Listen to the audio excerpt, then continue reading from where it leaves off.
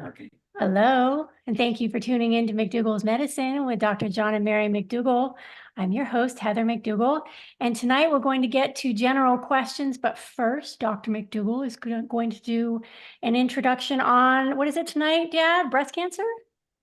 Well, actually, it's on the humane treatment of cancer, and it deals with lots of things besides breast cancer, and humane is the key word. I just want to show you what's happened over the last couple of years in terms of changes in cancer therapy. Things that I've been promoting, and I hate to say this because it sounds like I told you so, but I told you so. Things I've been promoting for 47 years, to try and get you to not be harmed by the medical business. And I think of all the businesses, cancer is the scariest one. If I ask my colleagues, and I've done this before, I ask them, who are you most frightened to talk to in terms of specialists? The ranking is oncologists first. They're afraid to death to talk to oncologists. Why? Because the emperor wears no clothes. And these emperors, the oncologists, you ask a question, they're going to knock you down. They're going to belittle you. They're going to criticize you. You're going to be a pariah. That's the way the medical business works. Next in line is the cardiologist. So I thought I would take on the cancer business tonight. Just a short discussion of what's happened in the last couple of years that you really need to know about in terms of being a customer. You're a patient. You're a customer. You need to get involved in your care. And of course, as always, I've offered you the science. Read the science. Stop listening to the alternative facts. Okay? This is real. This is not politics, ladies and gentlemen. This is your life. Look at the data. Look at the facts. Look at the truth. If I was trying to hide it from you, I wouldn't give you this information on how to find things easily. I've even told you how to find things that aren't able to be found. You go to the National Library of Medicine, you find most of the research articles, and half of them they'll give you for free. I told you how to find the other half. You go to sci-hub whatever, sci-hub, SCI-HUB. Go there. They have, for the last 100 years, they've published basically all the scientific studies that have been put up on the internet. National Library of Medicine Studies, etc. Sci-hub is what it's called. Anyway, that you got all the literature. I wanted to spend a little bit of time with you talking about what's happening. I'll do it briefly because I know you're going to take the trouble to look up the research and to say, Dr. McDougall exaggerated. It couldn't be that bad. I really did need to know this. Maybe I should take the trouble to learn it to save myself or maybe my family members. I don't know. Let's see if you like this format. This is new. This is a brand new way of approaching the problem. Oh, look at this. I just checked this out. Sci-hub, just plain old Sci-hub. Yeah. Even if you put in just plain Sci-hub with no dash or anything, it tells you what Sci-hub is. That's the library website that provides free access, and it goes on and on and tells you how to get there. This is. I'm sure the publishers of these articles hate you. You hate this site, but remember, you paid for these research papers with your consumer dollars and your taxes. This is your research. So go to Sci-hub, get the rest of it. You have no excuse for following the alternative facts. You have no excuse for getting improper care in a medical situation. The data is there. If I can see it, Mary can see it, Heather can see it, I have no doubt you can see it.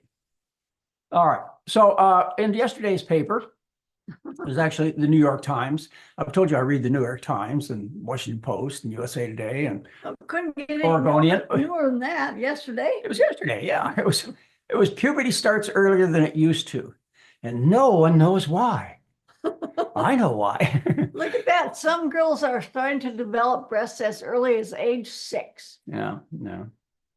Anyway, unbelievable. 6 months, little girls are maturing 6 months earlier. They're starting their menstrual periods. They're starting their menstrual periods 6 months earlier than they did 50 years ago. Okay? And they don't know why. It's a dietary issue. I put up here, and just to show you, I've been talking about this for a long time, ladies and gentlemen. This comes out of McDougall's Medicine, A Challenging Second Opinion, which, by the way, Heather has available for you for free. So you could go get the references. You just go to the website, you go to our shop, our store, and you buy a McDougall's Medicine, A Challenging Second Opinion, and you walk out of there with no bill at all. It's free. That's the offer we have for at least the present time. All right.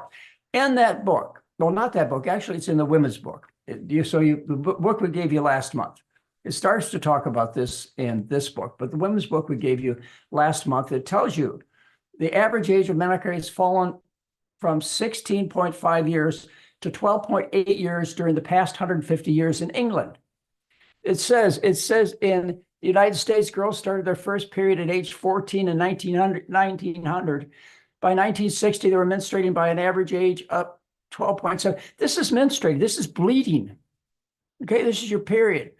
What happens, you develop breast buds and pubic hair years earlier, sometimes as early as 3 years of age. From the Western diet. In Japan, in 1875, girls became women at 16.5 years of age. 1950, it was 15.2 years. Now it's down to 12.5. The last 70 years, they decreased the onset of their periods. So anyway, the evidence has been around a long time. It's a dietary issue. We eat the Western diet, you make more estrogens, more female hormones, and you mature at a young age, as a child. When you're supposed to be thinking about checkers and bicycle rides and getting together with your girlfriends and boyfriends for fun, not for sex. But unfortunately, because of these powerful hormones, do you remember, ladies and gentlemen, or maybe you're still in the shadow of these hormones and you're feeling them right now. They are really powerful. Can you imagine giving these kind of desires to a child, 8, 9, 10, 12 years old? Oh my goodness, chaos in our schools, chaos in our societies, family chaos. But you can change all that. You can have your little girls menstruated around 16 to 18 years of age. That's when they start their menarche, normally. Okay, you can change that just by changing the little girls' diets. Even if they've started, you could slow or stop the progression of this early maturity, precocious period. You can stop it. And of course, all of this is related to hormone-dependent cancers, like the ovary and the breast and the uterus. Yes. All right. This gets back to McDougall's Medicine. Let's see. What I talked to you about. So we're going to get into some of the cancer areas I've talked to you about is in this book, McDougall's Medicine, Challenging Second Opinion, which I published in 1984, 1985. I told you not to take the lymph nodes in a woman who has breast cancer. I told you not to do that. Okay? And so I figured out what to do when that went bad. Your mom was sitting here all upset when the screen went crazy. So I figured out how to fix it. Anyway, this is the paragraph I wrote in the book about not taking the lymph nodes out when you have breast cancer. Well, I can tell you that it's been, since 2006, they started talking about leaving the lymph nodes alone. And in 2011, they pretty much established that there was no survival benefits to taking the lymph nodes out. And then this new article published in JAMA Oncology 2023 has cleared it up for every practicing doctor who practices by real facts, not the alternative facts, is they'll leave your lymph nodes alone. You don't want your lymph nodes taken out in the affected arm when you get breast cancer. That results in lymphedema, pain, swelling. It compromises your immune system. I have reason to believe it decreases your survival. Your lymph nodes are there to fight the cancer. And now, in 2023, everybody seems to agree, at least in the science. Well, yeah, if you get that, but if you go to your own doctor, he's probably not going to tell you. Well, the problem is, and I was told this many times before. In fact, I can remember Leonard Cohen. I heard him give a lecture when I was a medical resident, okay, 1970s, late 70s. And Leonard gave a whole lecture on breast cancer treatment, showed how surgery did not prolong life. And I went up to him, I said, Leonard, you've got 3 breast cancer surgeries, mastectomy scheduled for this afternoon. I said, you just gave a lecture on how it doesn't work. I said, what's going to change this? He said, a whole new group of medical students trained differently. Well, that was in the 70s. This is 50 some years later. They haven't been training the medical students differently because, yes, Mary, you're right. You still go to a cancer doctor and they'll want to take your nodes. Don't let them do it. Put these articles in front of their face. You'll stop them. You may lose your doctor, but at least you'll save your lymph nodes. And I think that's more important. All right, let's see. Article came out. Let's see, when was this one?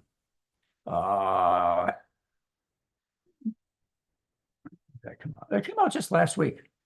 Oh, here it is. Here it is. May of 2024. So yeah, I only missed it by a couple of days. May of 2024. This is the 15-year survival data on prostate cancer, determining prostate cancer based on a PSA. If you're found to have a positive prostatic specific antigen, a PSA blood test, which says you're at higher risk of having prostate cancer, and then you undergo treatment, there's no survival advantage being tested. This is 15 years of data. There is no effect on overall survival. 15 years.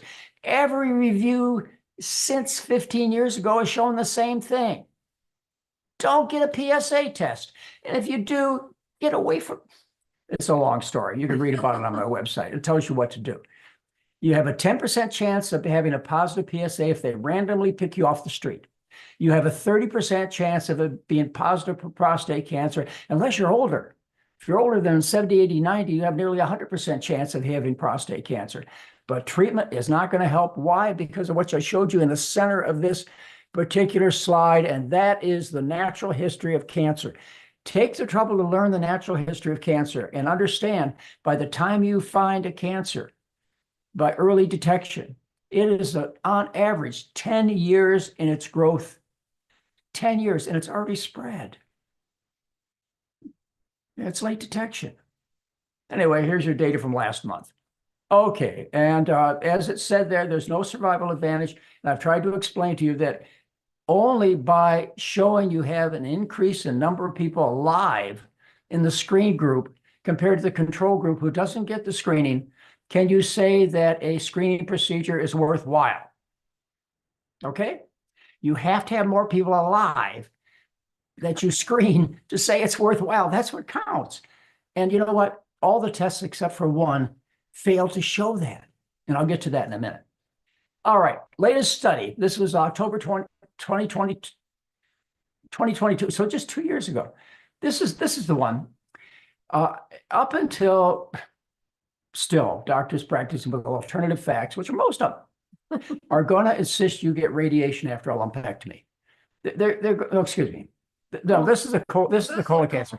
Your doctor is going to insist you get a colonoscopy regardless. You're going to be told you're stupid, you know, you're risking your life, etc. Well, the first randomized controlled trial that has ever been done on testing the benefits of colonoscopy, again, based upon having more people alive at the end of the study in the intervention group. Look in here in the red, in the letters in the red. You see the data. Invited group, those who got the colonoscopy, 11.03% died. And the usual care group is 11.04%. There's no difference. 10-year study involving 85,000 people. There is no planned future studies yet. I guarantee you, you go to your doctor, and most of the time, you will be told you have to have a colonoscopy, and you can't have a sigmoid, which is the only test, the only early detection test that has any opportunity of improving your chances of living. And I'll show you that in just a minute. Stay tuned. Try to stay with me. All right.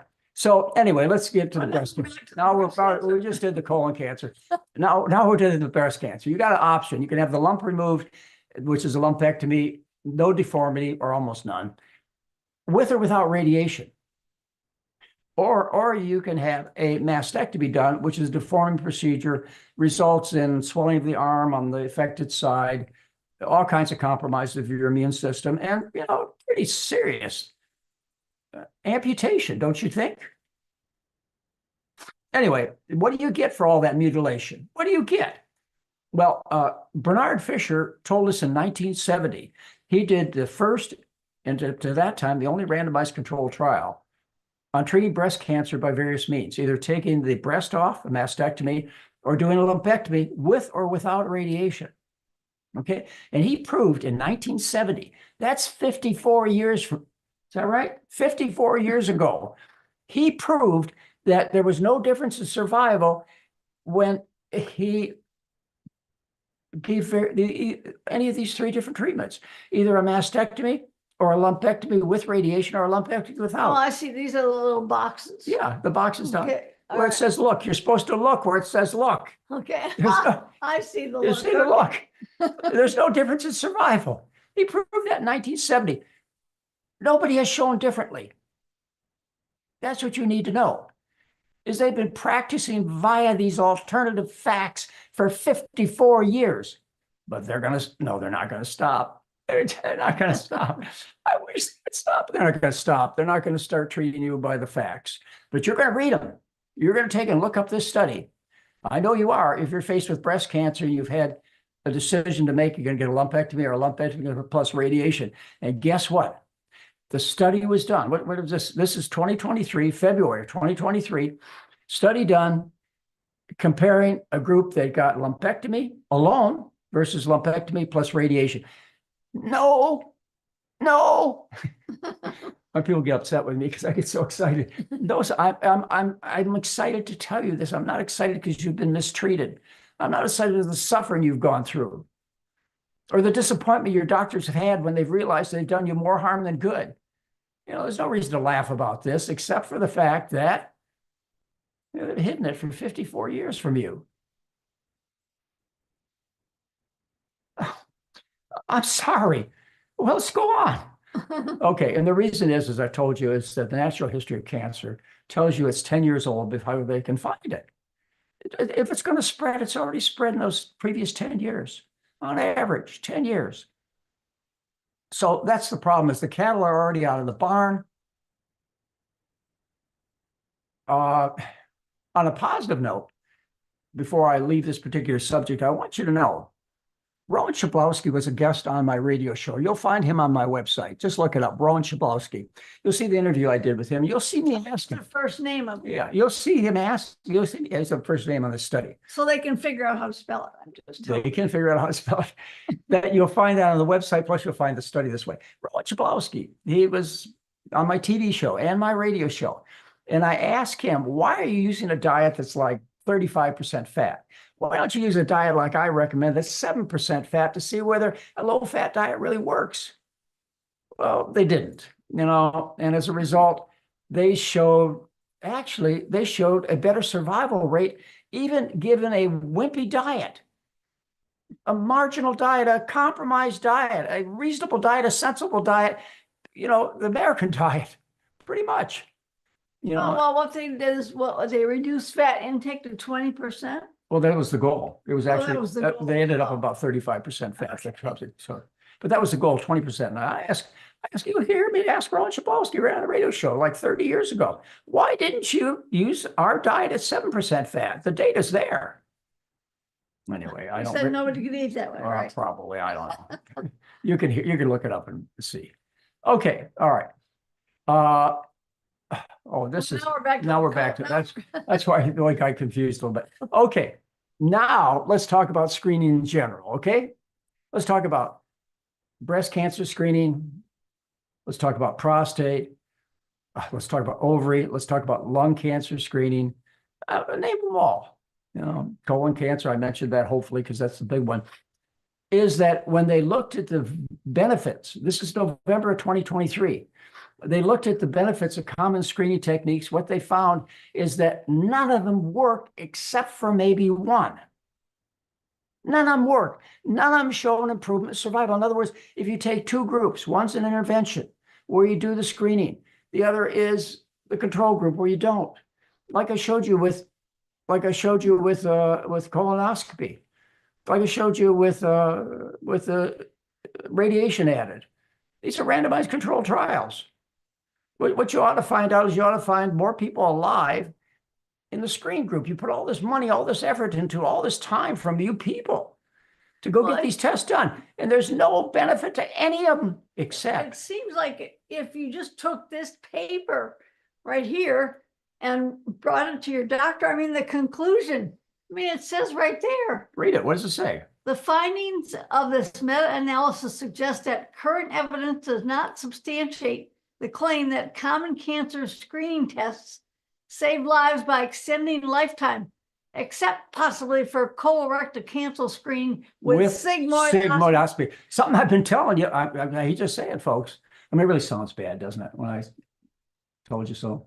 Well, you know, I think. No, I mean, what you're trying to do is help these people, and I'm trying. Everything has gone against you. I'm trying to make you aware that what you are given in terms of your medical care is determined by money, not by truth, not by science, not by the real facts. You're being lied to. I've just shown you the data, okay? I've just shown you data over 2 years, and we just discussed cancer. We haven't even gotten to obesity and diabetes, which I'm going to cover over the next few subjects. Let's see if we can finish this up. Okay. People have come to me, hundreds of people over the years with serious diagnoses, and they've been asked to join a study, a trial, to see whether or not a particular regime, usually a drug, will result in a better outcome. It's an experiment. It's a clinical trial. And they'll ask me, shouldn't I become involved? After all, this may be the cure that I've been looking for. Finally, they discover a miracle cure. Should I get involved in these studies? The answer I've given them consistently over the years is don't. You know, that's what they say too. It says, what does it say? Same thing. Posters also high-quality studies show no consistent benefit of the effective participation in these trials. Yeah. You're going to get hurt. Don't do it. I'm telling you, my patients, don't do it. Well, but you know, everybody is so scared. They're I mean, if you go into a doctor's office and the doctor comes out and says, you know, I'm really sorry, but you have cancer. I mean, your first thought is, I'm going to die. Get it out of me. Get it out of me. I'm going to die from it. Get it out of me. And they'll do anything. Yeah. Including joining experiments, which they hope will turn out better for them. And I'm sure their well-meaning doctors have the same attitude, but they consistently failed, and they've hurt patients. That's what this meta-analysis shows you, which was published in May of 2024, last month. I think doctors don't bother to read this stuff. I don't know. They got their own little system going. All right. Look, there's 2 years of new studies that solidly contest pillars of medicine that have been practiced for the last 50 years that have done you harm. And you know, again, I hate to do the I told you so stuff, but I told you so. You can read it. That's why we make the books available for you free. One reason is you can see the truth don't change. The truth is simple and easy to understand. It doesn't change if it's true. I told you that 55 years ago. You know, I'm telling you that now. If I live another 10, 20 years, I'll tell you that then. It's not going to change. Whether or not you're aware and you present yourself to the medical business as an informed consumer or not is up to you. Mary and I and Heather have done our job. It's up to you. Read it. I'm not exaggerating. Tell me if I am. Which, oh, you know, Heather, that brings me, we're getting out of the questions now, right? Oh, yes, I've got lots, but what did you want to say? Well, I was just going to say, you know, I looked up, I try and remember, you know, this troubles me sometimes. I get asked questions. When I don't know the answer, I try and look it up to see whether or not, you know, I could learn something, plain and simple. You know, I mean, there's a lot of information out there. Well, somebody asked a question about treating cancer with thermotherapy. Thermotherapy is raising the body temperature. And I don't know what procedure they've used. They've used hot baths. They've used you know, heating units where they, you know, just warm the whole body up. They've taken the blood out of people and heated the blood outside of their body in an extracorporeal machine and heated the blood to try and raise the temperature. But you see, that's to simulate a fever, a body temperature. But when you get cancer, you get an infection. It's not just the rise in body temperature, which helps. It's not just the rise in body temperature. It's all the antibodies that are produced, all the changes that take place in your system to fight this bacteria, virus, or cancer cells. There are thousands of things that go on, not just raising the body temperature. Okay, what I wanted to tell you was about my friend, Henry Heimlich. Henry Heimlich was my personal friend, okay? I wrote a newsletter on him. You'll find it on our website on Henry Heimlich. He was one of my mentors. He was one of the two people I could hardly wait until they spoke the next word. Okay, that's how important he was to me. Well, Henry Heimlich, he got involved initially with the Heimlich maneuver and the Heimlich chest valve, where you save people's lives by pushing on their stomach or chest or whatever. That's why he's famous. He saved more lives than anybody who ever walked this earth. That's how famous he is. And by the way, when Henry Heimlich got sick, he went to the McDougall program to get well. He stayed with us, just as a side note. Anyway, Henry Heimlich was treating Lyme disease as the second part of his career. And because Lyme, which is an infection with a spirochete, which is similar to syphilis. Syphilis is a spirochete. That venereal disease, syphilis, that's a spirochete, just like the Lyme organisms, a spirochete. Well, there was a scientist in the 1920s that won the Nobel Prize for treating tertiary syphilis. That means syphilis in your brain and your bones by infecting people with malaria. I want you to think about that for a minute. With a treatable form of malaria. What he did is he infected these people for a couple of weeks. And what they did with the malaria infection is not only did they raise the temperature, they induced all of the autoimmune responses that are expected when you get an infection. And so Henry Heimlich showed in his limited career, you can look this up, look up Henry Heimlich and Lyme and malaria. Look it up. Henry Heimlich and malaria, you'll find it. Anyway, he got really good results. It was kind of towards the end of his life, so he didn't have time to pursue it. And he actually went to China and started treating people with cancer. And I believe he went to Africa too and did that. But, that's inducing an immune response you're looking for, not just raising the body temperature by getting in a hot bath. You find Henry Heimlich? Yeah. Yeah, you did, didn't you? See, right here, my little librarian. Yeah. Malaria therapy. Yeah. And cancer and Lyme disease. Cancer and Lyme disease and HIV. So let me add that to a note. Hyperthermia does not work in my assessment. You can show me the data otherwise. There's a commercial enterprise out there that you'll find which brags about results that are not supported by the science, or at least not the science available to me. So the science available to me says hyperthermia does not prolong a person's life or make a person's life better who has cancer or autoimmune diseases either, which is another thing that's been treated with hyperthermia. So, if you want to get your body heated and pay a lot of money and have faith and turn your care over to people, and you don't want to care about the science, then I guess you could do it. There are people out there that will treat you, but the science says it doesn't work. Yeah. Did you know that they don't call it the Heimlich maneuver anymore? No, that's a whole. They took his name off it, and it's now called the abdominal thrust. Yeah, I bet it is. The Heart, Lung, and Blood Institute. Theodore Koop actually told the Heart, Lung, and Blood Institute, and I believe the American Heart Association, to lay off. Theodore Koop told him to lay off Henry Heimlich because they were persecuting him for political reasons. In other words, Heimlich discovered a way to save people who are choking and drowning. You have to get the water out of a drowning victim's lungs. And the Heart Association and what is the National Heart, Lung, and Blood Institute? And, a bunch of these Red people. Cross, I think. The Red Cross. That was the other one. The Red Cross. American Red Cross. They were into the CPR. Blowing in people's mouths. Which, by the way, if you've got a whole lung full of water and you blow in their mouth, what do you think happens? Or you get a big chunk of pork chop in your esophagus and you blow on somebody's mouth, where do you think this pork chop goes? Doesn't go out. You got to push down here to make it go out. Anyway, they fought with Henry Heimlich. It was a political thing. I believe it went to Congress. And Theodore Koop, our Surgeon General, said, leave him alone. He's right. Anyway, I lived through that with Henry Heimlich. So, all right, Heather, I'm ready for your questions. I know I went a little long tonight, probably. I remember Dr. Heimlich well coming over to our house for dinner. That was a long time ago. Yeah, that's right. Yeah. Yeah. Well, anyway. Okay, lots of great questions in. I appreciate you all for asking such wonderful questions. TS is writing in, just wondering if eating this way can help decrease the awful shakiness of essential tremors that are affecting hands, face, and body? I don't think so.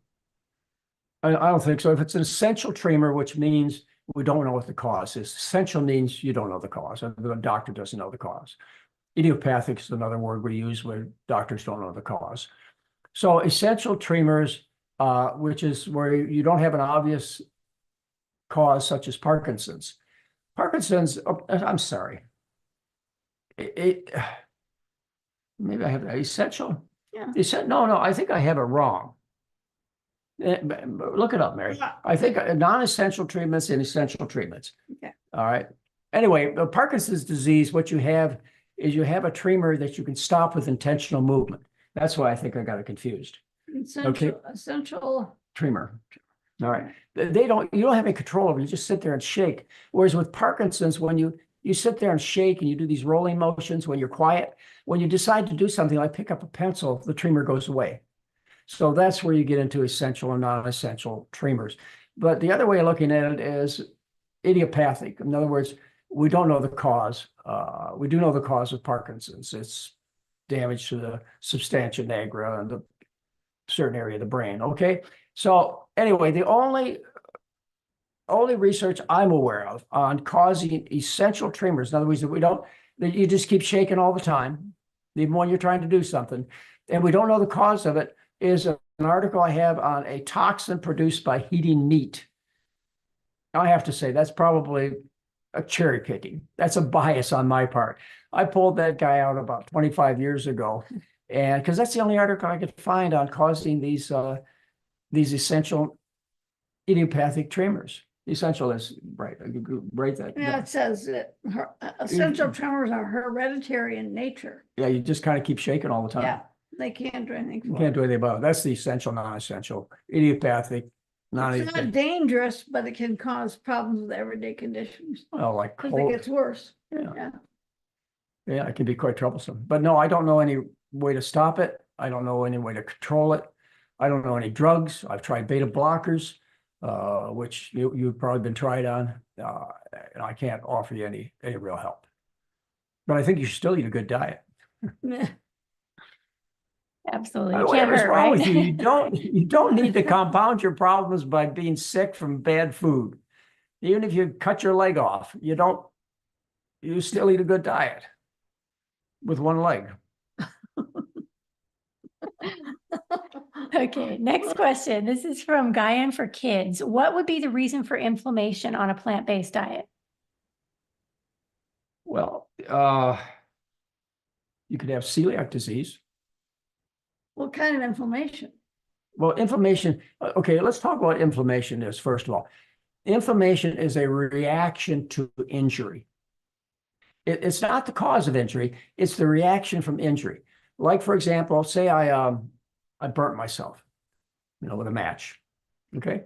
What would happen is pretty soon I notice redness and then swelling, and immediately I'd notice pain. And if I left that for a while and I was sensitive enough, I'd notice it was kind of warm. So pain, heat, warmth, and redness are the 4 signs of inflammation. Inflammation is a consequence of injury, not the cause. Yet lots of people are trying to tell you it's the cause. It's just like when you smoke cigarettes. The injuries, the tobacco, the smoking, the gunk you cough up from your lungs, the wheezing, the mucus, that's the result of inflammation from the injury. So the cause of injury is the food. Now, essentially in fact, I just pulled a nice review article on it. Essentially, all of the inflammatory foods are in the animal kingdom. They're not in the vegetable kingdom as, I'm not going to name any names, but there's an article called Grain Brain and Wheat belly? Wheat Belly and Grain Brain. Smoke and mirrors behind Wheat Belly and Grain Brain in my January 2016 newsletter. Okay, you know where it's at. I don't know, you can check that out, Heather. I may have missed that one, but January 2016, I think it is. Anyways, I reviewed that back then, and I just pulled an article out last week that showed the same thing. It's your animal foods. Now, why would vegetable foods become a problem? Because there are certain vegetable foods that have a lot of gluten, which is a protein glucose moiety, which is found in large amounts in wheat, barley, and rye. And that gluten damages the barrier surface of the gut between the gut and the blood, and it results in a leaky gut. And then that way you get a lot of foreign proteins in, bacteria, other food proteins, animal proteins, virus proteins, any kind of protein can enter through this leaky gut. So in that way, vegetable foods may set you up for, but otherwise I don't think they would. However, if you want to search it out, you want to really figure it out, you go to the elimination diet, which is in my May 2014 newsletter. And towards the end of that newsletter, I laid out for you the entire elimination diet, which is the least likely foods to cause inflammation. In other words, they're the least likely foods to damage you. All right. So you follow a diet of brown rice, sweet potatoes, green and yellow vegetables, non-citrus fruits, all thoroughly cooked, and water's your beverage. That's what it is. And you figure it out. You figure out if there are any plant foods that bother you, because there could be, not likely. We're not plants. That's why the plant foods don't trouble us, is because guess what? We're not plants. Well, but We're animals. Some people really are sensitive to gluten, even people that don't have celiac disease. That's what they say, yeah. They get, an upset stomach from it and everything. Mary, I have to tell you, I believe it's because they feel horrible, because they eat the Western diet. And they used to blame people who felt that way, just like you described, as being neurotic. And then it was a problem of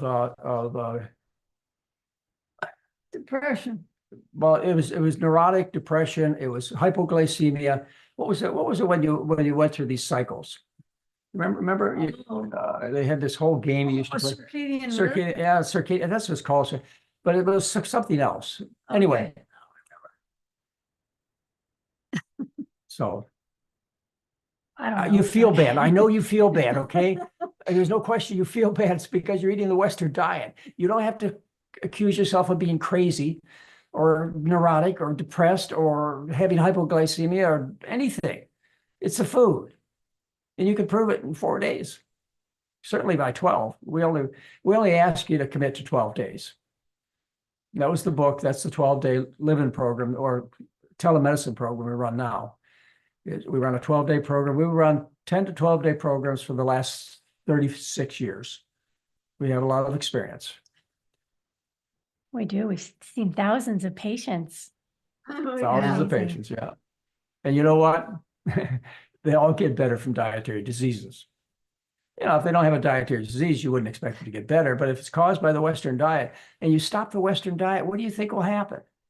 You think the body wants to be sick? Do you think the body wants to carry an extra 50, 100 pounds around? No. So your body's going to make adaptations to survive. That's what you always say. The body's always trying to heal.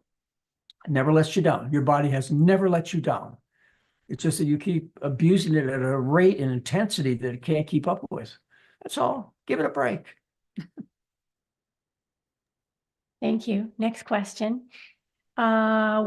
This is from Danny. What do you recommend for a male who has diastasis recti? I've had it for years and it's getting worse.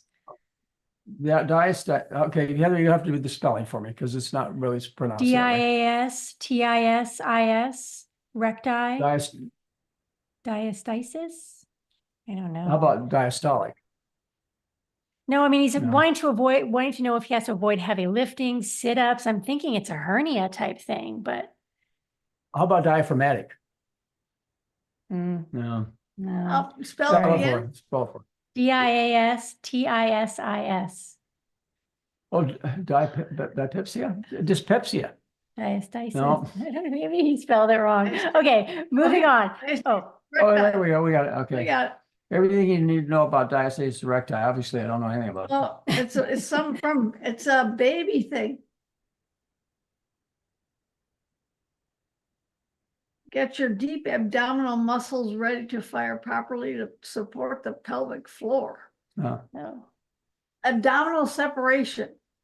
A condition It's just which like the it's just large- like a that's someone's abdominal writing hernia? in that split the abdominal muscle. Is that? Yeah. That's it. Okay. Why didn't you just tell me? You want to know what caused an abdominal ventral hernia? Come on, you guys. Talk to the old. Here, right, it's right here. It's an abdominal ventral hernia, Yeah. right? Well, not really. Well, it is. It's the rectus muscles. It's the abdominal recti, which are these two muscles. You know, when you squeeze down hard in your abdomen, you see these two long muscles that go down the center, Yeah. and then the other muscles go this way. Well, the abdominis recti are those two muscles, and they go down in your abdomen, and then they split apart. Okay. Right. So It says it's so- not usually harmful, but it can be associated with a range of symptoms, including lower. It's mostly cosmetic. Yeah, poor posture. Yeah. Pelvic girdle Anyways, these instability. muscles get Yeah. split. You never get a strangulation. You don't have to worry about that. So there's no emergency about it. It's mostly a cosmetic thing. A surgeon can go in and sew the muscles back together. I wouldn't do it. You know, so I don't know that even exercise will make it worse. I mean, you've already done the damage. If that's what your question is. So I can't imagine you can make it any worse. The whole abdominis recti are separated, I imagine. They usually are. Yeah, I see that a lot. I see that probably, you know, maybe 1 out of 50 people I see that have that condition. It's not a big deal. And it's not like an inguinal hernia where you have to worry about strangulation and emergencies and stuff. You never get strangulated. Just you won't look pretty. You look deformed when you go for your shirt off beauty contest. Thank you. Next question. This is from Lucy B. She wants to know if vitamin D, 5,000 milligrams per day, I guess it's often recommended for people with MS. Do you agree with this?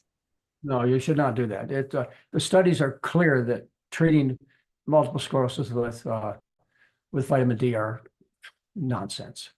I mean, the studies have been done. You know, I reviewed the studies. Yeah, I've checked out. I read the studies on, what is it, vitamin D, right? Vitamin C. Vitamin C. I have never heard of vitamin C used to treat MS, but I have heard of vitamin D. That's a common thing in the MS field, is treating MS with vitamin D, because as you move away from the equator, MS becomes more common. Like, for example, Minnesota and Wisconsin have much more MS than Georgia and Alabama. Now, all over the world, you see this type of difference as you go up and down in latitudes. Why? Because near the equator, people eat a starch-based diet. That's where they eat corn and rice and potatoes. As you move further north and south toward the poles where it gets cold, they don't have those crops available all year long, and so they eat more animal foods. That's a confounding observation. Well, also, when you move away from the equator, you change the sunlight intensity. And they have interpreted that to be equivalent to taking vitamin D pills. Not true. If anything worked, it would be sunshine, but it's really the food. Thank you. Okay, this Vitamin question. C, I've never heard vitamin C associated with MS, ever. But lots of things I haven't seen. You're always willing to learn, right? Well, it really is. I mean, you haven't gotten a question to stump me tonight. I got that by that rectus one, abdominis rectus. So you got to stump me at least once this time so I can look something up. Oh, we'll look that one up. Oh, yeah, I know, but I knew that one. I got the answer before you gave it to me. Okay, this question comes up a lot. This is going back to cancer screening. Colleen's writing in, she's confused about mammograms because her sister was diagnosed with stage 0, caught it nice and early. So she's thinking it would have been worse had they not caught it. Okay, help. Yeah, please help. That's the assumption. Breast cancer 0 is ductal carcinoma in situ. It is not cancer.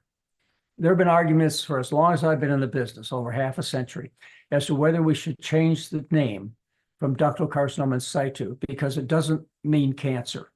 Well, not totally benign, because people who have DCIS, ductal carcinoma in situ, also have a little bit more breast cancer. But the idea that ductal carcinoma in situ turns into breast cancer is something that's not been shown.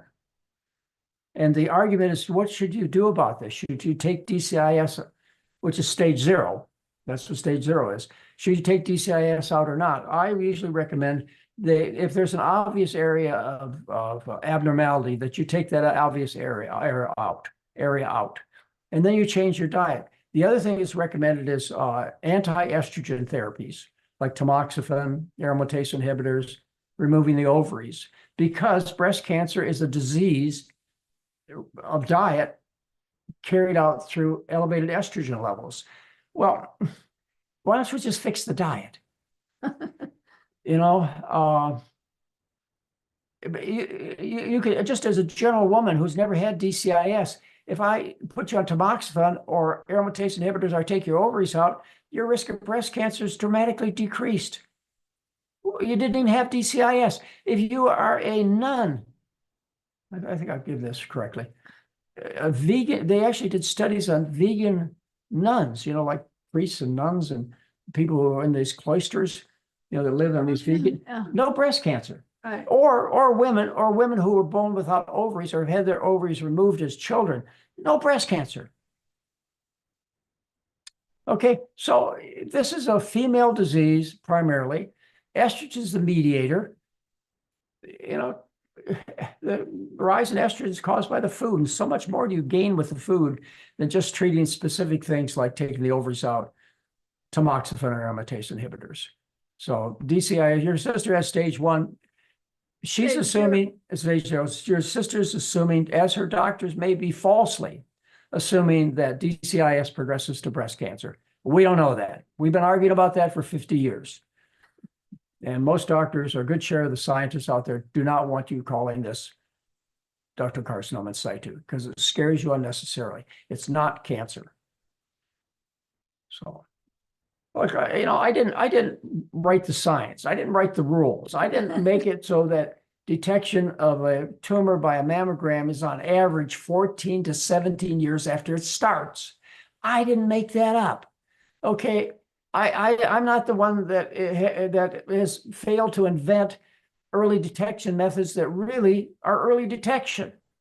These methods only work after 10 years of growth. Anyway, those are the rules. You can either find out what the rules are and play with the rules, or you can live in a dream world, in fantasy, with alternative facts. Have I been hearing that lately? So you recommend what for women? Just an occasional breast self-exam? Oh, yeah, when you're taking a shower. But I only take a shower once a month, Doc. That's good enough. You should not be doing breast self-examination. The Canadian Task Force on Preventative Medicine in 2011 and the U.S. Preventative Service Task Force in, 2001 was the Canadian. 2010, the U.S. Preventative Services Task Force told women in the United States to stop. Well, actually, they told doctors to stop teaching women breast self-examination. The U.S. Preventative Service Task Force in 2010. The Canadian Task Force in 2001 said, stop checking your breasts. Why? Because you find things that result in more treatment, more testing, more diagnoses, but no benefit to you. It just leads you into the system. Leave your breasts alone. If something needs to be cared for, it'll be obvious. Oh, you say, well, it got bigger. Okay, so it got bigger.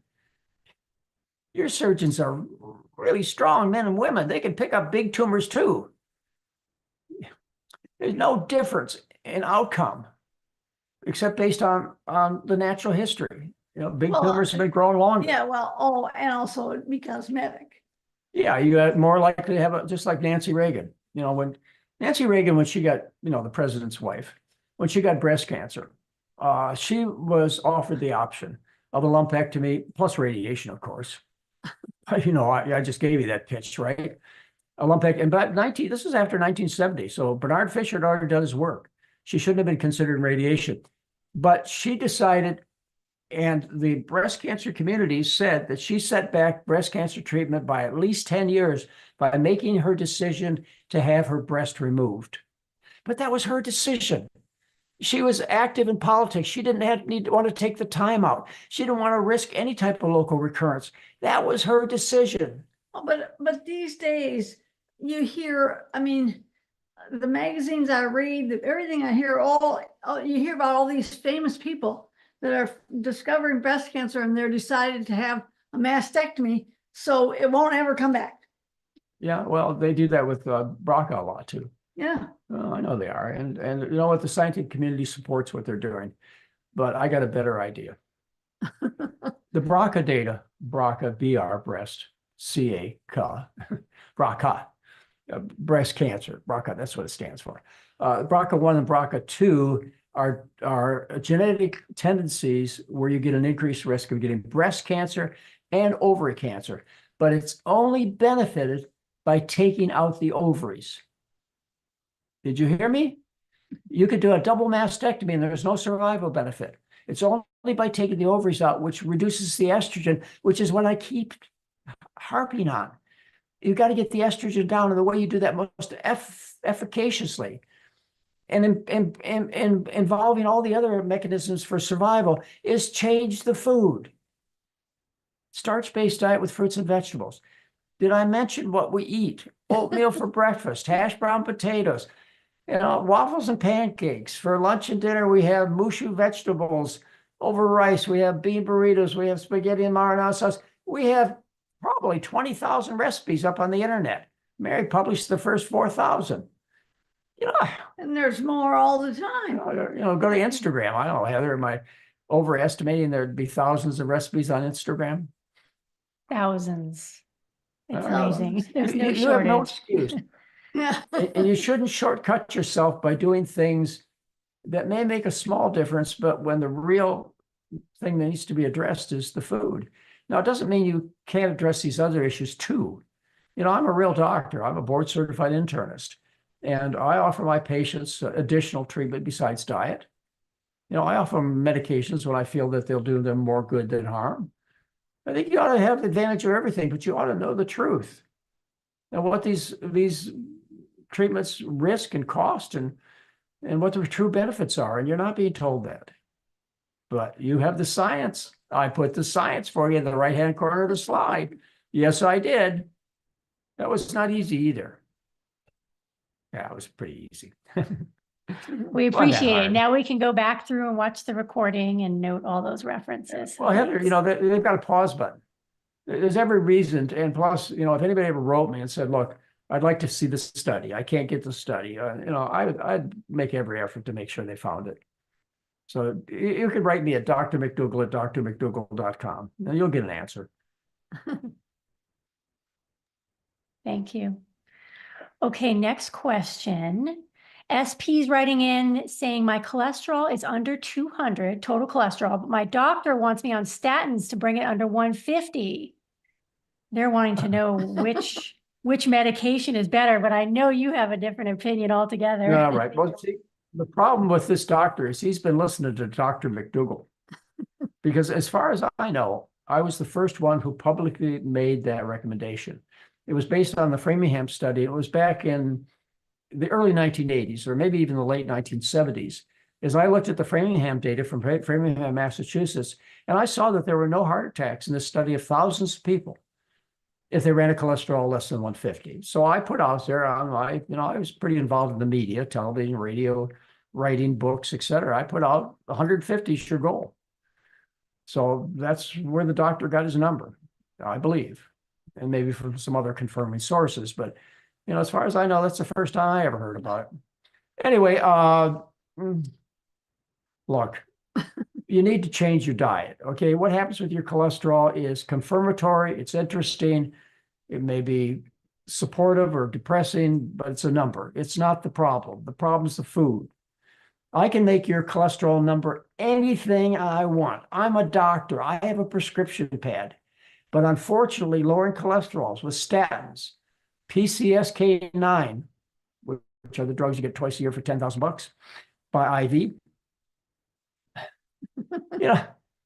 I listed them all for you in the heart disease lecture, all the different cholesterol lowering therapies, and none of them show survival benefit except statins a tiny bit. Not much, a tiny bit, less than you would ever imagine. In fact, I think you're going to be shocked when you see how few more hours or days you get by taking a lifetime of statins. It's almost nothing, and the rest of them is nothing. Oh, you make your cholesterol whatever I want. So, but I can't fix you. You got to help me. You got to do it yourself. Anyway, if you want to lower, what I've mentioned before is if you want to just see good, better looking numbers, there's an herb that I think so far, as far as I know, it's relatively non-toxic. I know it's inexpensive. It's called berberine, B-E-R-B-E-R-I-N-E. It'll lower your cholesterol. Won't make you live any longer, but you'll at least live with a low cholesterol. Make his doctor happy. But you see, the cholesterol can be important for you because it could be a reward if you do the right thing. You know, the wrong thing, cheating, is taking the drugs. If you fix the problem, which is the food, then you've done the right thing, and that will likely be reflected in a better cholesterol. Our data is absolutely clear. We've done 3 major studies. Okay, we did 2 independently. Was the third one done? We did 1 independently. Were 2 of them done, and they all showed that you drop your cholesterol about 20 milligrams per deciliter in a year, and that's considering all different variations in compliance. And some people followed the diet, some people didn't. The average was 20 points. It's food.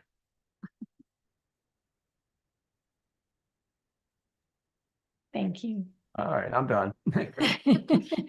Okay, question from Esther. She's wondering if hypoglycemia can be eliminated on the McDougall diet. Yes, very easily. If it's caused by the food. If it's caused by, say, a tumor in the liver, which produces insulin, they're insulinomas, they're called insulinomas. They produce insulin, and they lower the blood sugar in that manner because of a tumor secreting insulin, or a pancreatic tumor. I think they have them in the pancreas too. Then what happens is this will not go away unless you take the tumor off. Okay. But that's kind of rare, isn't it? Oh, I've never seen one. Okay. Probably heard about one in some conference someplace. But the hypoglycemia is caused by the food you eat. And not only do you have to eat high carbohydrate diet, which makes the insulin work properly, you got to get the fat out, which paralyzes the insulin, except you anyway. I don't want to go into a lot of different research on it, but I can just tell you that you should expect the next shoe will not drop. I know you're waiting for it. You're waiting to feel bad, but it's not going to happen once you change your diet.